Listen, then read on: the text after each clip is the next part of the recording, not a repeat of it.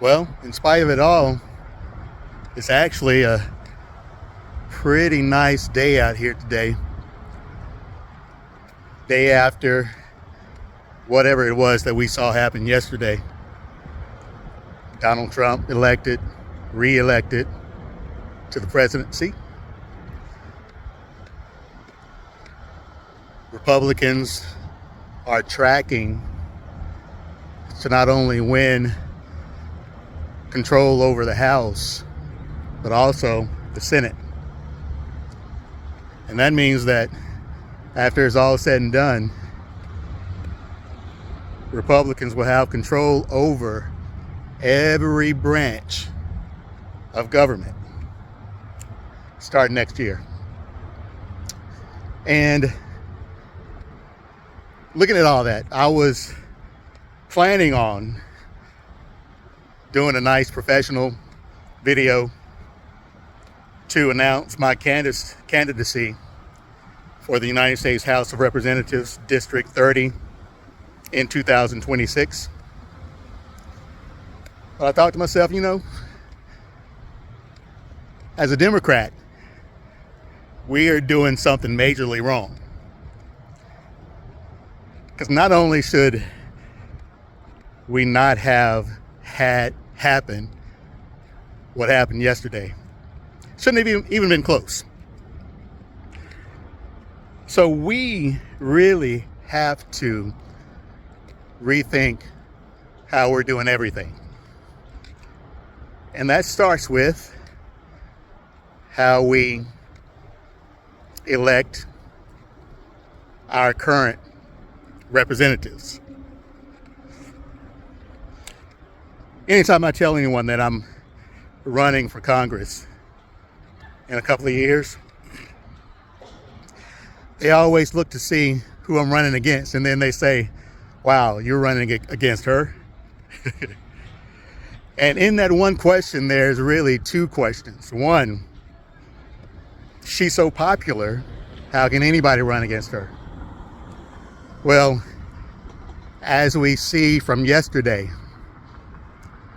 national profiles and popularity and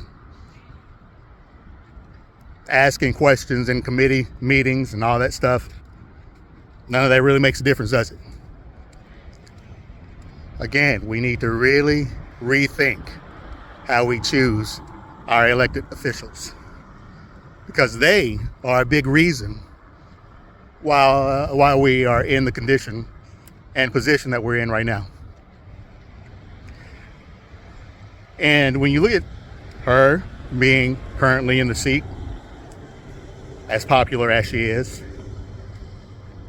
the question of why anybody would run against her is kind of a crazy question, because this is, after all, a democracy, and nobody, no matter how popular they are, should run unopposed.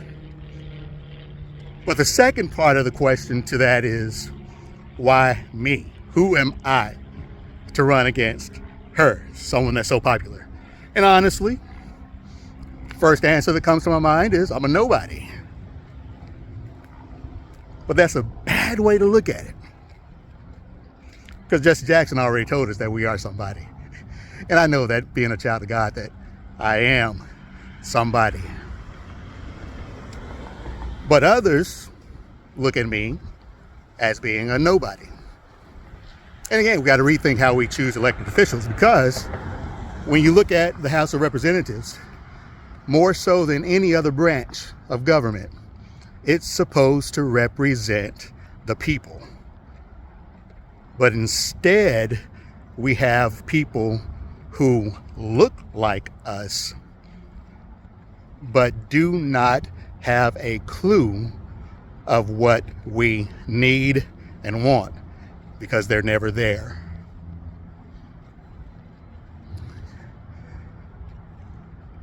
We have to choose elected officials who know and care about our daily struggles,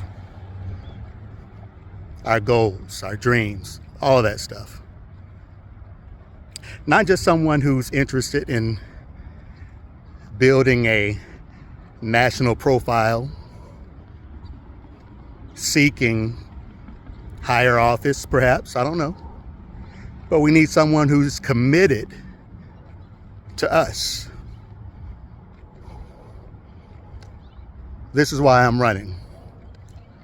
Because I think that the main reason why yesterday did not go very well for us is because we've lost touch with the people who we're supposed to help. And that is the working class. So in my district, once I'm elected, there are over 138,000 people living in poverty in my district. Once I'm elected, that number is going to go down to zero. Our goal is to absolutely end poverty in District 30 starting in 2026. It's going to take a lot of work,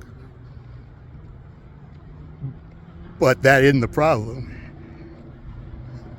A lot of work means a big commitment from whoever is in office. And with me, I'm committed because I know the people here. I've lived here. I was born in this district. I didn't just move here to get elected. I've always been here. So I'm asking you, look at what happened yesterday and know that if we want something different, we're going to have to start doing things differently. Let's make this a movement, because nothing's going to change unless we move. And this is so important that we have to move now. All right? So check out the website, LaBruceForCongress.com. Reach out. Let's start volunteering now. Let's get to work. My name is Rodney LaBruce, and I approve this message.